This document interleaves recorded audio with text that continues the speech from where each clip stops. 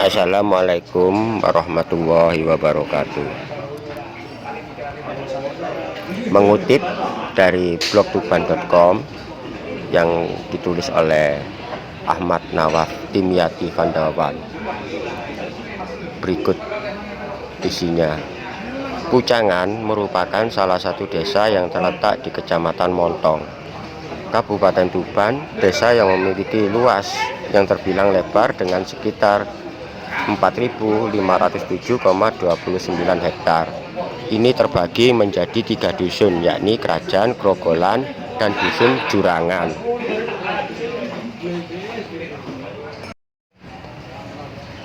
Dengan luas wilayah yang terbilang besar, yang terletak di sebelah timur ibu kota Kecamatan Montong, Desa Pucangan dihuni oleh penduduk kurang lebih sekitar 5.000-an jiwa, yang mana profesi penduduknya mayoritas sebagai petani, dikarenakan wilayahnya sendiri yang berupa perbukitan.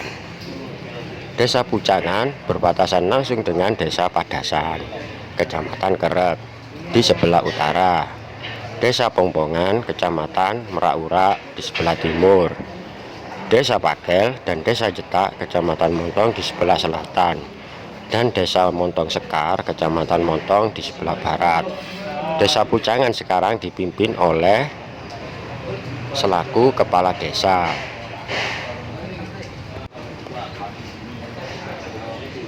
Dibahas mengenai sejarahnya, di setiap desa tentu saja memiliki sejarah serta cerita terbentuknya sebuah desa tersebut.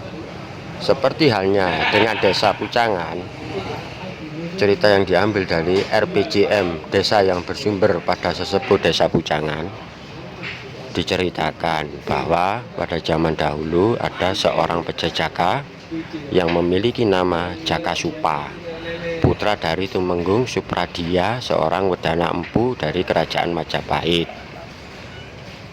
Empu adalah seseorang yang mempunyai keahlian dalam membuat sebuah pusaka sakti untuk kepentingan seseorang menjaga keamanan diri dan sebagai penolak bala dari wabah atau penyakit pada zaman dahulu. Datang Jakasupa di Kabupaten Tuban adalah untuk menemui Sunan Kalijaga dengan tujuan untuk mengantarkan nawala atau surat undangan dari Sultan Demak Bintoro yang isinya tentang musyawarah untuk pendirian Masjid Demak. Setelah mengantarkan surat undangan tersebut dari Tuban, Jakasupa berkelana ke arah barat daya melewati daerah hutan belantara. Daerah yang dilewati Empu Supa tersebut masih terbilang jarang dihuni oleh manusia, yang mana hanya dihuni oleh orang-orang yang berladang saja. Pada suatu hari, Jakasupa sampai di suatu tempat yang bernama Koro. Kata Koro sendiri konon menurut cerita yakni adanya dua atau loro, istilah bahasa Jawanya, pohon jati yang digunakan untuk tiang atau soko Masjid Demak, yang mana menjabi nama Koro yang berasal dari kata soko atau tiang dan loro dua.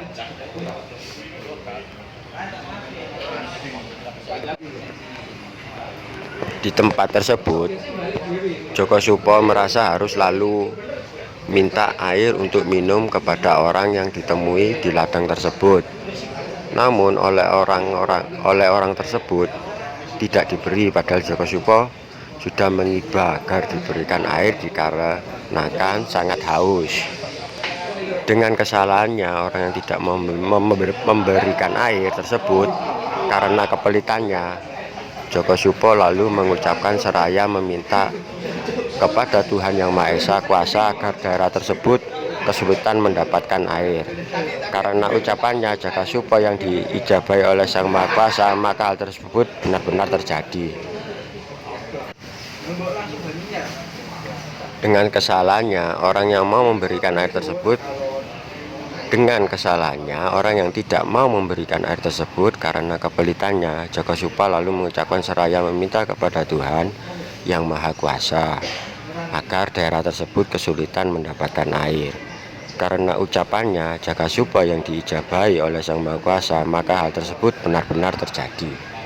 Selanjutnya, Jakasupa melanjutkan perjalanannya menuju ke arah barat dikarenakan sangat letih dan rasa haus yang sangat serta tenaganya menjadi sangat lemah,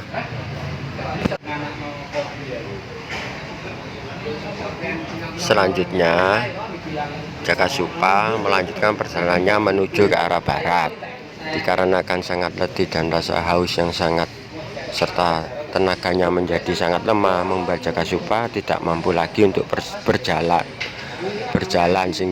untuk melanjutkan perjalanan, sehingga berhenti, yang dalam bahasa Jawa berarti mopo, di tengah suatu ladang yang ditanami oleh tanaman kacang atau mopo ning kacangan.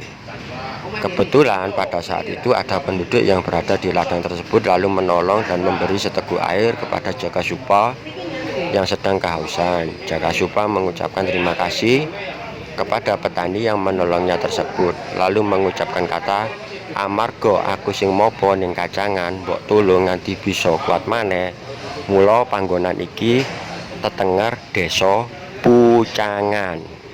Akhirnya lama-kelamaan diucapkan oleh penduduk setempat pada waktu itu dengan sebutan Pucangan.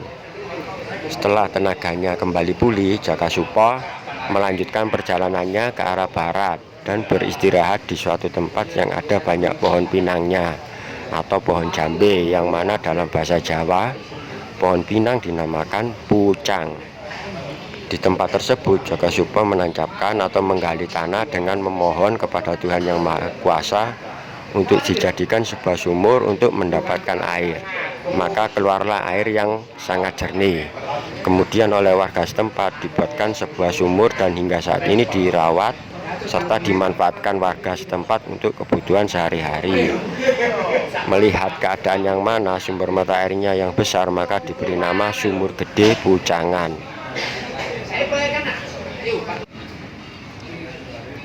Dibahas mengenai tradisinya sendiri, menurut Bapak Sentiko yang berusia 51 tahun selaku kepala desa Pucangan, menuturkan bahwa warga desa Pucangan masih melakukan tradisi sedekah bumi di makam sesepuh desa yang bernama Mbah Wisonegoro, dan juga di Sumur Gede Pucangan yang dilaksanakan setiap bulan Suro dan di hari Jumat Legi yang dilaksanakan bersamaan untuk acaranya sendiri, juga diiringi dengan pengajian dan haul di makam Mbah Wisonegoro. Sedekah bumi ada jadi di makam Mbah Wiso itu, terus di Sumur Gede itu setiap bulan Suro itu pasti ada sedekah bumi. Jadi harinya kalau di Sumur Gede dan Mbah Wiso itu setiap Jumat Legi.